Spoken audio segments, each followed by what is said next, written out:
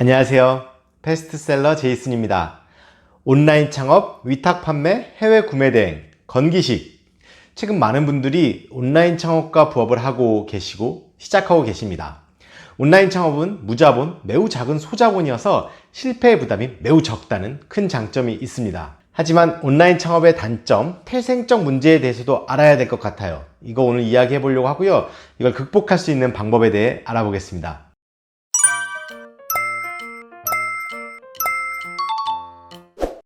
네, 경제활동은 제 몸뚱이 말고 다른 게 대신해주면 참 좋죠. 나의 노동력이 경제활동을 하고 계시다면 그것 외에도 내 돈이 또 돈을 벌 수 있게 경제활동을 하고, 나의 분신인 내 사업체가 경제활동을 하게 하는 건 내 육체노동이나 정신노동을 더 이상 개선하기 힘든 성인으로서는 꼭 고려해봐야 할 일입니다. 물론 여러분이 아직 청소년이시라면 내 노동 효율을 높이기 위한 준비를, 공부를 하실 수도 있고 다른 거 좋아하시는 거에 집중하실 수도 있고, 이런 준비를 하시는 게 맞죠. 그런 면에서 성인들에게 온라인 창업은 좋은 시작점이 됩니다. 사업체를 운영하기 위한 비용이 거의 들지 않기 때문인데요. 오프라인 사업은 대부분 존재만으로도 임대료, 관리비, 기타 공과금이 들어가죠. 온라인 사업의 경우 크게 두 가지로 나뉘는데, 제품을 사입하느냐, 제품을 사입하지 않느냐에 따라서 비용 구조가 판이하게 다릅니다. 하지만 처음에 하시는 분들이 사입을 결정하는 건 어려운 일이죠. 당장은 위탁, 구매 대행 형태의 사업을 하는 경우가 많으니 이런 경우를 생각해 볼게요.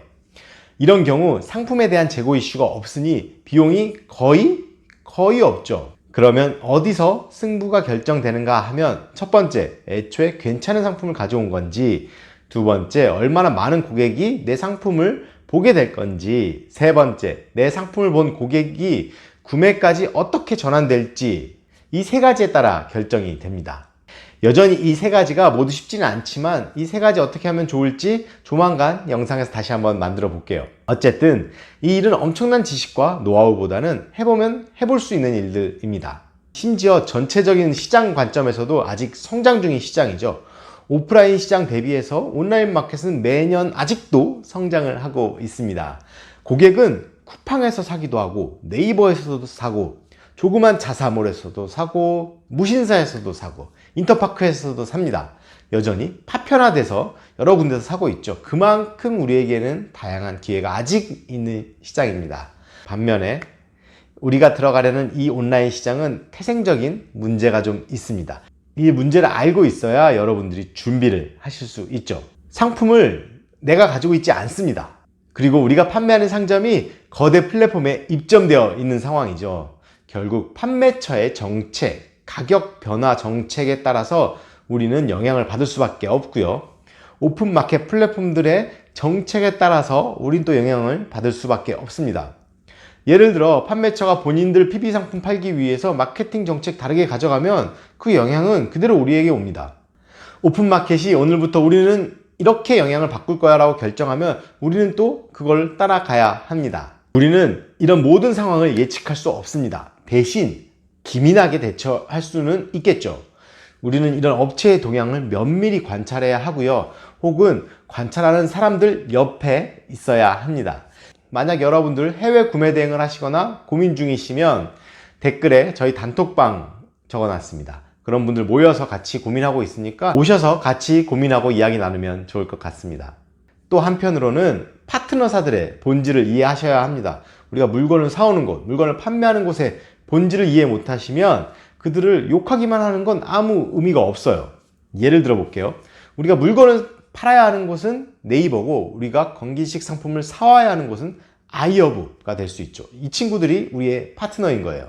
그들의 정책은 바뀌고 우리는 매번 대응해야 합니다. 그게 우리 역할이에요.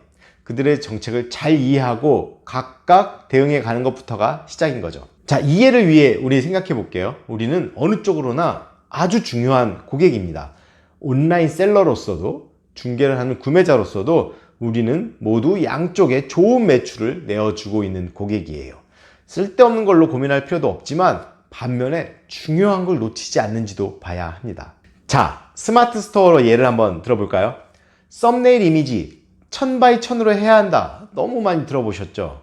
그러면 예를 들어 볼게요. 2000바이 2000으로 하면 점수가 깎여서 노출이 덜 될까요? 우리는 2000바이 2000인 이미지, 1500바이 1500인 이미지를 굳이 줄여서 1000바이 1000으로 바꿔야 할까요? 왜 그럴까요? 이유를 알아야겠죠? 너무 작은 사진을 올려서 고객들 힘들게 하지 말라는 거예요. 그래서 최소한 1000바이 1000 정사각형으로 올려라 라고 가이드 주는 거예요. 굳이 이걸 다시 더 좋은데 줄이고 막 이러는 거 의미 없는 일이에요. 핵심을 놓치고 쓸데없는데 시간을 쓰시는 거죠.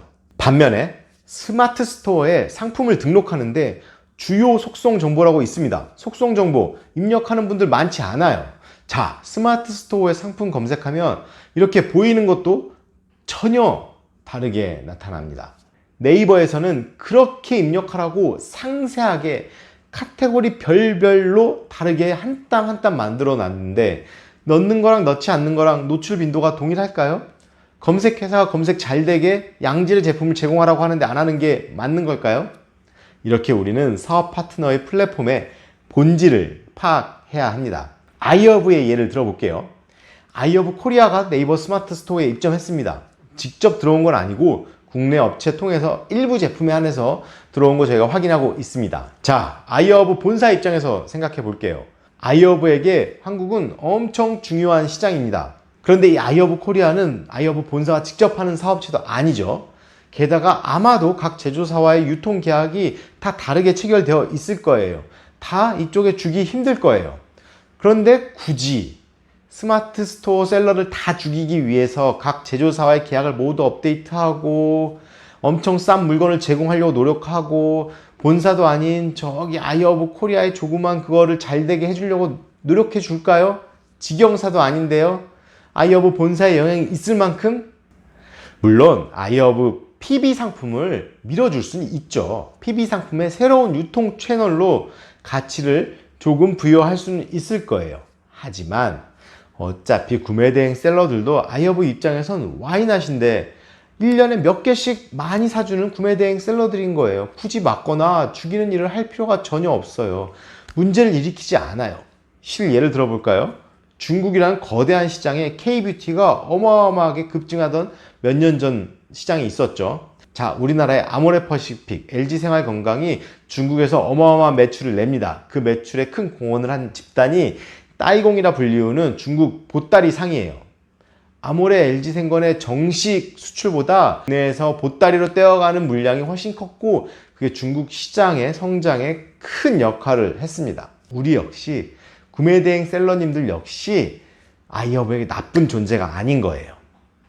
그런데 최근 내 눈에 아이허브 코리아 광고가 많이 보이시죠? 엄청 거슬리시죠? 엄청 적극적인 것 같고 난 저기 들어가면 안 되겠다 막 이런 푸념들 많이 보이시고 뭐 이런저런 이야기 많이 들리시잖아요. 물론 그런 것도 있을 수도 있죠. 처음이니까 마케팅비를 조금 더 태웠을 수도 있죠. 하지만 제가 보기에는 저희가 그 마켓에 한번 들어갔기 때문에 다시 제가 재구매를 위해서 타겟팅 되는 확률이 더 큰 거예요. 그래서 굳이 저한테 더 많이 보이는 경우인 거예요. 결국 이런 사항은 우리가 막 고민하고 신경 쓰고 그러지 않아도 되는 일이에요. 아까 말씀드렸던 것처럼 우리가 신경 써야 되는 거에 좀 더 귀중한 시간을 잘 쓰셔야 해요. 사업의 본질에 신경을 쓰고 부수적인 잡다한 것들은 그냥 무시하셔야 하는 거예요. 아직도 이러한 이유로 시작도 안 하신 분들은 그냥 뭐라도 시작해 보시는 게 아마 도움이 될 거예요. 온라인 창업, 해외 구매 대행, 위탁 사업, 이 시장에 전체 들어가는 구조 이해해 주셨길 바라고요. 또 핵심적으로 알고 지나가셔야 하는 것들도 놓치지 않으셨으면 좋겠습니다.